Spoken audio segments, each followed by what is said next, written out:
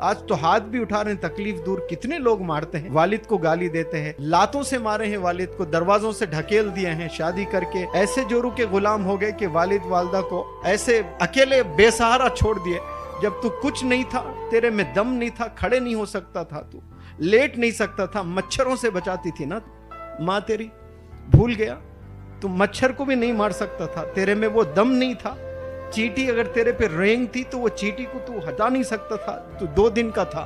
उस वक्त में वो चींटियों से बचाया करती थी माँ, उस वक्त में वो मक्खियों से बचाया करती थी, उस वक्त में वो मस्कीटोस से बचाया करती थी।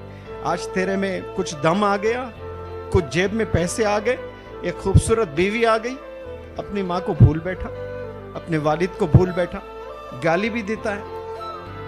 तो ये जवानी ढलने की है, तुझे भी बच्चे होंगे, तेरे भी साथ जब होगा तब तुझे पता चलेगा।